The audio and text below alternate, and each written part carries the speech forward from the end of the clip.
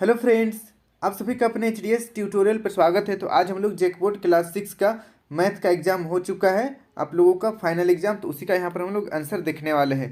थोड़ा सा यहाँ पर पीडीएफ क्लियर नहीं दिख रहा है क्योंकि फ़ोटो ठीक से नहीं लिया गया है, पर जो मैं आंसर बताऊँगा सभी साफ साफ दिखेगा। यहाँ पर हम लोग एक बार देख लेते हैं। देखिए, कक्षा 6 का है, विषय गणित, पूर्णांक 40 से 1.5 घंटे का समय दिया गया था और सेशन देखिए 2021-22 से इसी साल का है। ओके, तो चलिए हम लोग डायरेक्ट क्वेश्चन आंसर की ओर आते हैं और आप लोग बताइएगा कमेंट करके कि आपका कितना सही हुआ है और कितना गलत हुआ है।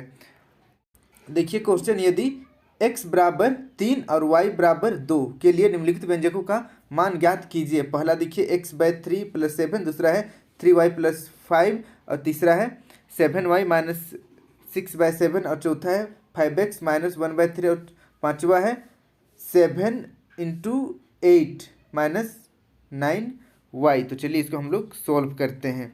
हल देखिए, x बराबर 3 और y बराबर 2 रहेगा, तो पहला देखिए x/3 + 7 था, तो इसको सॉल्व करेंगे तो देखिए x के स्थान पर हम लोग 3 रख देंगे, 3/3 + 7/1 हो जाएगा। 1 यहाँ पर हम लोग अपने से लगाए हैं क्योंकि 7 के नीचे कुछ नहीं है, तो 1 हम लोग लगा सकते हैं। यहाँ पर भिन्न का जोड़ करेंगे, तो देखिए 3 + 21/7 हो जाएगा और 3 को 21 से जोड़ेंगे तो 24 हो जाएगा। 24/3 काट देंगे तो 8 बचेगा। तो इस तरीके से पहला नंबर का आंसर 8 आ चुका है। अब देखिए दूसरा नंबर 3y + 5, y के स्थान पर हम लोगों को देखिए 2 रखना था, तो y के स्थान पर 2 रख देंगे। 3 × 2 + 5, यहाँ पर 3 दूना 6 हो जाएगा, फिर जोड़ 5 को लिख देंगे, 6 और 5 को जोड़ देंगे तो 11 हो जाएगा। 11 हमारा आंसर है। अब बताइए सही किए हैं गलत किए हैं एग्जाम में। फिर देखिए तीसरा नंबर 7y - 7/7, y के स्थान पर हम लोग 2 रख देंगे, तो 7 × 2 - 6/7 हो जाएगा। अब यहाँ पर भिन्न का जोड़ कर देंगे, सबसे पहले इसको गुना कर लेते हैं, 7 दूना 14, उसके बाद यहाँ पर भिन्न का घटाव है। ओके, घटाव है तो यहाँ पर हम लोग भिन्न का घटाव कर देंगे। भिन्न का घटाव करेंगे तो यहाँ पर 98 - 6/7 आ जाएगा। अब इसको सोल्व कर देंगे तो 92/7, ये हमारा आंसर आ चुका है। अब देखिए नेक्स्ट 4 नंबर 5x - 1/3 है, तो x के स्थान पर हम लोग 3 रखेंगे क्योंकि x का वैल्यू 3 रखने के लिए कहा गया है।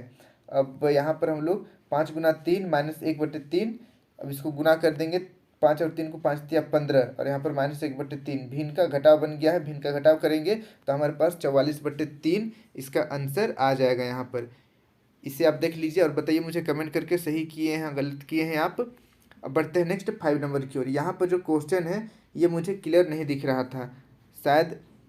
देखिए 7 × 8 - 9y है, अगर यही क्वेश्चन है तो ये सोल्यूशन है। अगर यहाँ पर ये 8 हमको s जैसे भी दिख रहा था और ये x एक्चुअल में गुना है या x है, मुझे समझ नहीं आया। तो अगर 7 × 8 - 9y ये क्वेश्चन सही है, तब इसका सॉल्यूशन इस प्रकार होगा। 7 × 8 इसको गुना कर देंगे, 7 × 8 = 56, फिर माइनस लगाकर y के स्थान पर 2 लिख देंगे, 9 दूना 18 हो जाएगा। 56 में 18 माइनस करेंगे तो 38 बचेगा। ये हमारा आंसर आ चुका है। अब देखिए नेक्स्ट अगला क्वेश्चन की ओर। अगला क्वेश्चन हमारा 6 नंबर देखिए, लघु उत्तरीय अस्तर यानी कि मापक स्केल, ठीक है, स्केल एवं पेंसिल की सहायता से 6.7 सेंटीमीटर का रेखाखंड खींचिए।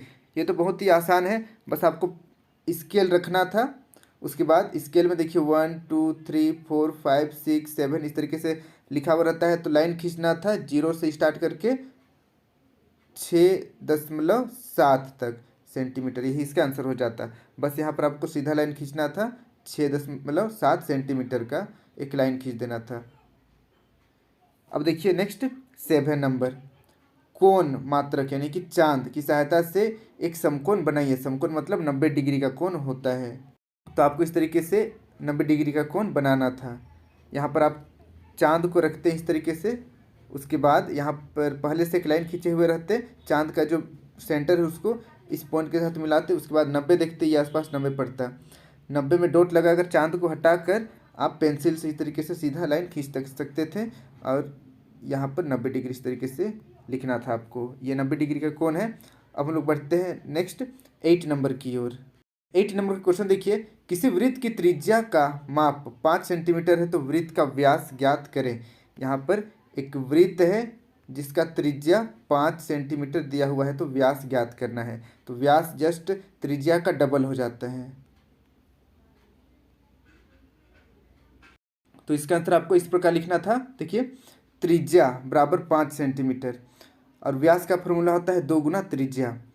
तो 2 गुना त्रिज्या, त्रिज्या के स्थान पर 5 लिखना था, तो 2 गुना 5 हो जाता और गुना कर देंगे तो 10 सेंटीमीटर हो जाएगा। तो इसका आंसर 10 सेंटीमीटर है। इसे आप नोट कर लीजिए। अब बढ़ते हैं अगला क्वेश्चन की ओर। 9 नंबर का क्वेश्चन देखिए, आइलर सूत्र लिखे। आइलर सूत्र हम लोगों को लिखना है। तो इसका उत्तर देखिए, आइलर सूत्र एफ जोड़ भी माइनस ई बराबर 2 होता है। जहाँ पर एफ बराबर, देखिए एफ मतलब फलक और भी वर्टिक्स यानी कि शीर्ष और ई एज यानी कि किनारा। तो ये इसका आंसर हो गया। इसे आप नोट कर लीजिए। आई होप आप लोगों ने सही किया होगा या गलत किया, आप मुझे कमेंट करके जरूर बताइए। अब बढ़ते हम लोग अगला क्वेश्चन की ओर। 10 नंबर का क्वेश्चन देखिए, एक समद्विबाहु त्रिभुज का आधार 4 सेंटीमीटर है, उसके एक भुजा का माप 6 सेंटीमीटर है, तो तीसरे भुजा का माप ज्ञात कीजिए। तो यहाँ पर देखिए, एक समद्विबाहु त्रिभुज है। समद्विबाहु मतलब दो भुजा बराबर होता है और यहाँ पर आधार ऑलरेडी 4 सेंटीमीटर दिया हुआ है और एक जो भुजा है वह 6 सेंटीमीटर है। तो हम लोगों को तीसरा भुजा ज्ञात करना है। तो यहाँ पर देखिए, क्योंकि त्रिभुज समद्विबाहु त्रिभुज है इसीलिए अतः AC बराबर AB, AC बराबर AB, ये दोनों भुजा बराबर होगा। अतः AC 6 सेंटीमीटर है तो हमारा तीसरा भुजा यानी कि AB भी 6 सेंटीमीटर हो जाएगा। तो नीचे लिखना है अतः तीसरा भुजा बराबर 6 सेंटीमीटर। ये हो गया हमारा आंसर। इसे आप नोट कर लीजिए। अब बढ़ते हैं 11 नंबर की ओर।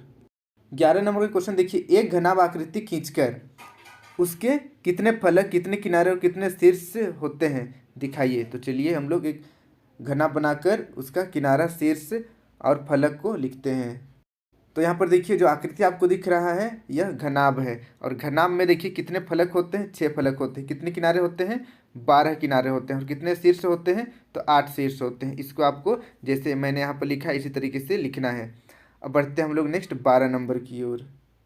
12 नंबर का क्वेश्चन देखिए, एक वृत्त खींचकर उसमें वृत्त का केंद्र, एक त्रिज्या, एक व्यास, एक वृत्तखंड तथा एक त्रिज्या खंड अंकित कीजिए। तो चलिए हम लोग 12 नंबर का आंसर बनाते हैं। तो देखिए, 12 नंबर का आंसर आपको इस प्रकार लिखना था। सबसे पहले एक वृत्त बनाना था आपको, बहुत ही आसान था, आप चाप से आसानी से बना सकते हैं।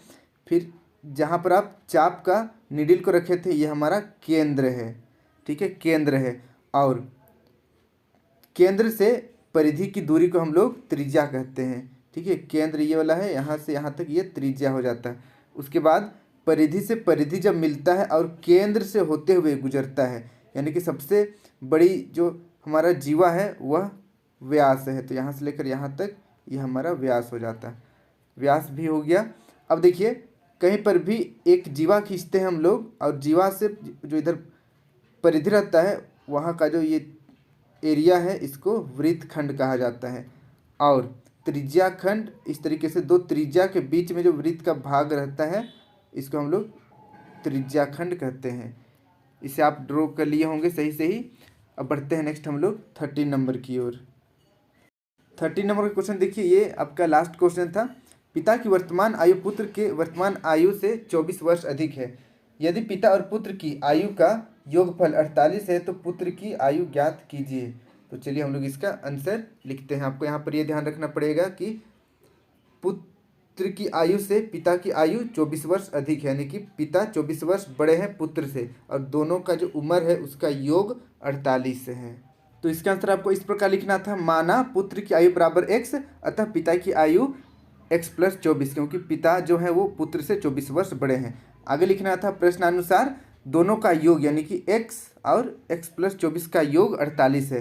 तो x जोड़ x + 24 का योग 48 है। ये हमारा समीकरण बन गया है। अब इसको सोल्व करेंगे, x का वैल्यू निकालेंगे तो वही पुत्र की आयु रहेगा। तो देखिए, x और x को जोड़ देंगे तो 2x हो जाएगा। 2x जोड़ 24 बराबर 48। अब 24 को बराबर का दूसरे साइड ले आएंगे तो -24 हो जाएगा। 48 में 24 माइनस करेंगे तो 24 बचेगा और यहाँ पर 2x हमारा उतर जाएगा नीचे। अब 2 को हम लोग बराबर का दूसरे साइड लाएंगे तो भाग में हो जाएगा, तो x बराबर 24/2। अब 24/2 को सोल्व करेंगे, हम लोग काट देंगे तो 12 आ जाएगा। तो x बराबर 12, अतः पुत्र की आयु बराबर x बराबर 12 वर्ष। ये हमारा आंसर आ चुका है। तो इस तरीके से आज हम लोग जेक बोर्ड क्लास 6 का जो फाइनल एग्जाम हुआ था सेकेंड टर्म, उसका यहाँ पर हम लोग आंसर देखे हैं।